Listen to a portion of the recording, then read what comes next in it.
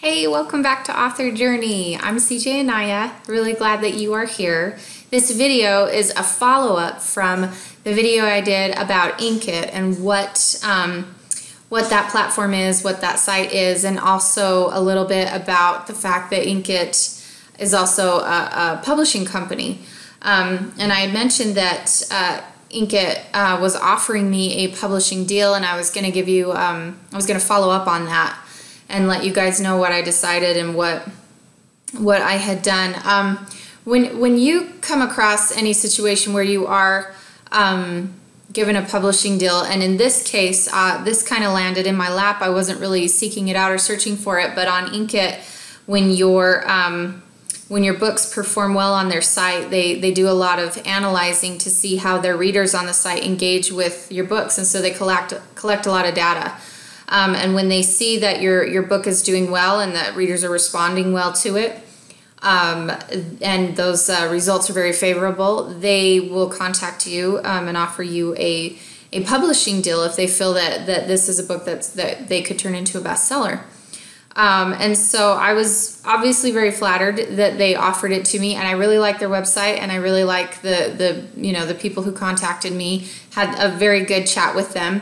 But when it comes to publishing contracts, I'm always very leery of that, and just for some people, when it comes to writing and publishing, obviously there's the traditional publishing aspect of things, and then there's a self-publishing aspect of things. It's very two different minds, and it's two different types of authors with two different types of goals, I think. Now, some authors, they don't want to have to worry about the marketing. They don't want to have to worry about, finding a great cover designer. They don't want to have to worry about the editing process. None of that. They want to just write, and that's great, And so for those types of personalities, those types of people who want to just solely focus on the writing and creating those amazing stories, they don't want to have to worry about that other end of things. And that's usually where, a publishing company comes in, because they're going to hopefully have the money and the means to do the marketing for you, to give you a great cover, to push your book, to get it out there, to help you with, teach you the social media stuff and everything like that. Unfortunately, a lot of publishing companies, even when you do sign on, don't necessarily know how to do that, don't have the funds, and don't push your books like they need to. Maybe they don't understand the marketing gig, or they don't have enough money to put behind it. But what I'm trying to get at is most authors don't want to mess with that. A lot of authors don't want to mess with that. And so being traditionally published is, yet another reason to, I guess what I'm trying to say is that's what they want to do, because they don't want to have to worry about that. Now, a lot of authors who go into indie publishing do want to worry about that. They want to have the ball in their court with that. They want to find the right editors. They want to find the right cover designers. They want to be able to choose what cover design they want, and they want to be in charge of the marketing. And for me, that is something that I do want. Also, when it comes to sales and when it comes to royalties, that's also something that I want to know about and be in charge of. And so it's different mindset, really. For authors, it's just different mindsets for different things. And there's nothing wrong with whatever you choose, whether it's to be traditionally published or to pursue the self-publishing route, so long as you are happy wherever you're at. So wherever you're at, as long as you're happy with what you're doing, that's where you need to be. If, as I discovered, you go the traditionally published route and you end up in a situation where you do like your publishers and you do like the company that you signed on to, but you don't necessarily like the restrictions like I did. I didn't necessarily like the fact that I didn't have access to the back end of my book.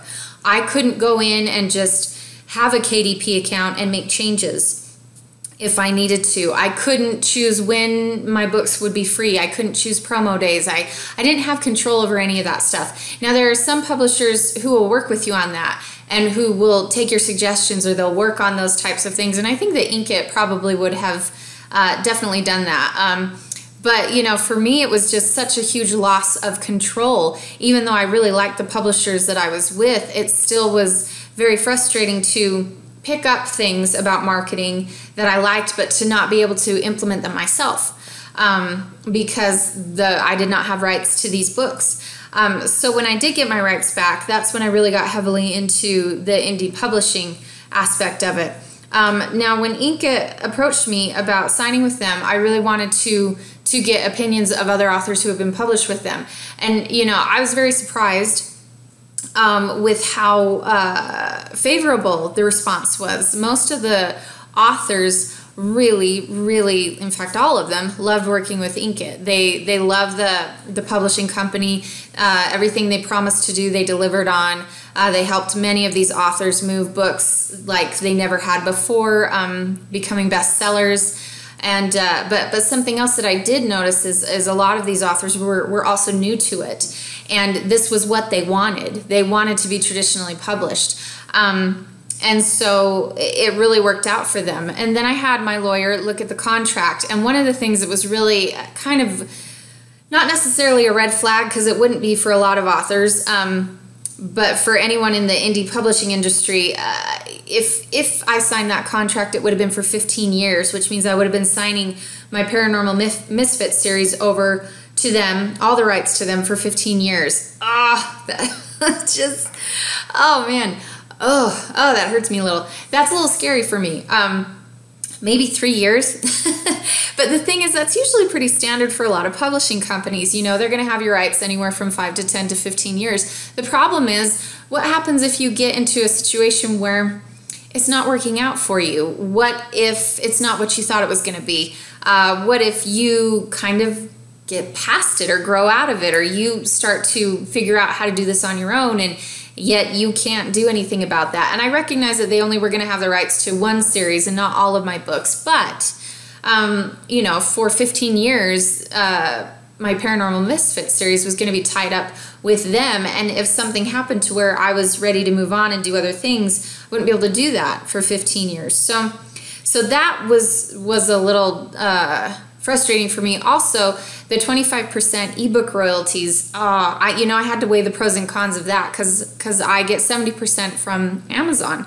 And so, you know, I sat there thinking, okay, well, I get 70% now, but, you know, Inkitt could probably get me quite a bit more exposure. So I have to think, you know, profits versus exposure, and whether it would actually, you know, whether that would eventually balance each other out, or if I would be making even more money just because I would get that many more sales.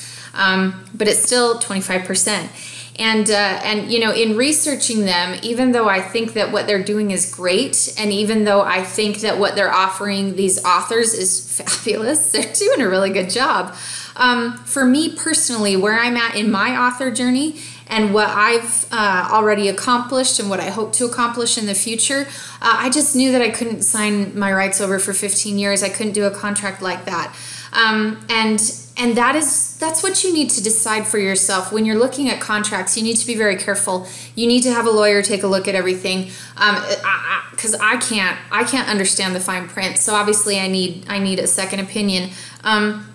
But you need to, you know, talk with authors who are published by them. You need to get second opinions, do your due diligence, do your research. I would have been happy to negotiate like a 3-year contract and, you know, paperback rights. Heck, I'd give my paperback rights to any publisher willing to take them off my hands, because paperbacks are so much difficult. Like, it's a lot more difficult for indie authors to push those than it is to push ebooks. And I'm starting to slowly learn, you know, how to get them into library systems and stuff like that. Yet another project, yet another something I can, you know, I can sink my teeth into that and really enjoy it. But, you know, again, it would be faster if a publishing company did that for me. But, you know, I'm not a huge named author. These publishing companies have no reason to accommodate me in that sense. So I don't, you know, I'm not going to sit here and throw out demands. I can throw out suggestions and say, hey, I would totally sign if we could sign for these rights for this amount of years. But again, at the end of the day, a publishing company is a business. They need to make money, so they need to do what's right for them, which a lot of times is why the rights are in their possession for so long. You know, they're putting in a lot of money, hopefully. They're putting in money to promote your book, so they need to recoup any losses and make a profit, you know, and so you're with them long enough definitely for that to happen.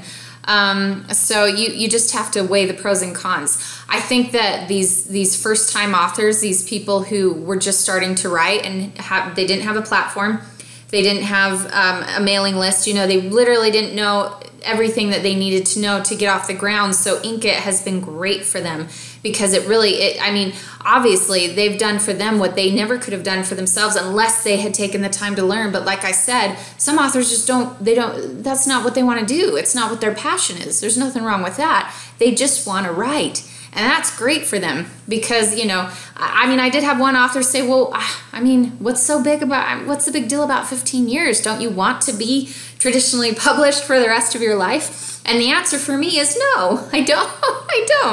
I don't want to be traditionally published for the rest of my life. I want to do a lot of these things myself. And I want to have the control, and I don't want to sign my rights over to anybody. But for other authors, that is a no-brainer for them.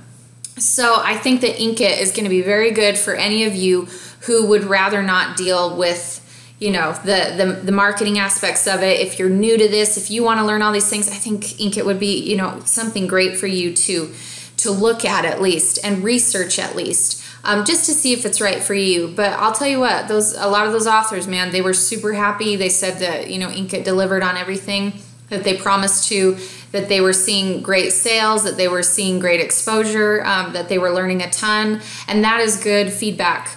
And that's the kind of feedback you want to pay attention to when you are researching whether or not you should sign a deal. So I just wanted to follow up with you on that. For me, I obviously need to start outsourcing, and I do plan on that. I've done a lot of, when it comes to exposure, I've stumbled into a couple of marketing companies who focus solely on Facebook ads, Amazon ads, and then, building email lists, which are, I love to build a mailing list. That's something I can sink my teeth into. But when it comes to Facebook ads or Amazon ads, oh man, it's an aspect of marketing I'm not thrilled about. Not because I can't create these ads, but because of all of the research that goes into getting the right keywords for it, figuring out which ads are resonating best with readers, which ads are getting the best conversion rates,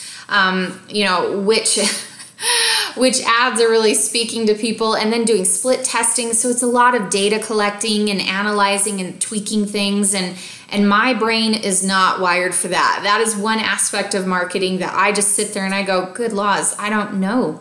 I do not want to have to learn this. I don't want to have to learn this. I'm not passionate about that at all. I'd like to make money, but that's not something I'm anxious to learn. And so if I can find a company that can do all of that for me, that can collect the data that I need to figure out which ads are going to perform best with my specific target market or audience, if I can find a company who's very good at that and who's already established the fact that they've gotten results for their authors, then I can utilize them and I can pay a fee and still get the same results but not have to sign my rights over to them. And that's really what it was all boiling down to was, okay, obviously this publishing company can get me more exposure and they can, take my series to the next level, which would be great.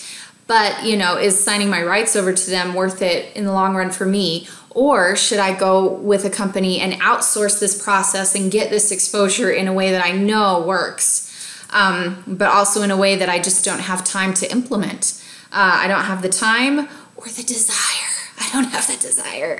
I know that that's terrible, but it's just like, I don't want to have to learn one more thing when it comes to Facebook ads and Amazon ads. That is something that I am 100% okay with just handing off to someone else. So that's really what it boiled down to. And at the end of the day, I was like, yeah, I'm going to go with this company and get that exposure and take my series to the next level by outsourcing it without giving up my my book rights. So this is the name of the game when you're an author and you're trying to figure out your way. This is part of my author journey. My author journey never ends. So it's nice to be able to share it with you guys and kind of tell you what my experiences are.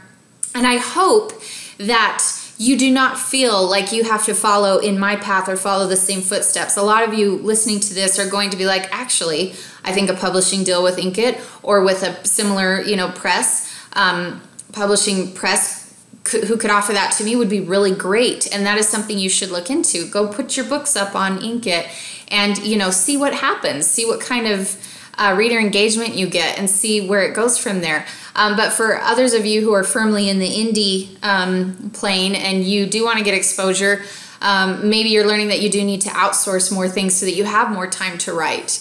But, you know, outsourcing without having to give up your rights to your books. So just research it, weigh the pros and cons. And this is in no way bashing Inkitt at all. As I've said before, I like them. I really do. I like them a lot. For me and for what I'm doing and what my needs are at the moment, just, yeah, that's not going to be something I sign. But I hope that that information is helpful for you when you're weighing the pros and cons of any publishing deals. Always research the company. Always speak to authors who've been published by the company. Always get a lawyer involved when you are looking at contracts, okay? You need to be careful and make sure that they can read the fine print for you, because, you know, obviously that's just, I may as well be reading, I don't know, French. It just wouldn't work for me. So anyways, there's my update on that. I hope that was informative. I hope it was helpful. Please comment below if you have any similar experiences or questions. Like and subscribe. It was very good to talk to you guys, and I will talk to you again later. Bye-bye.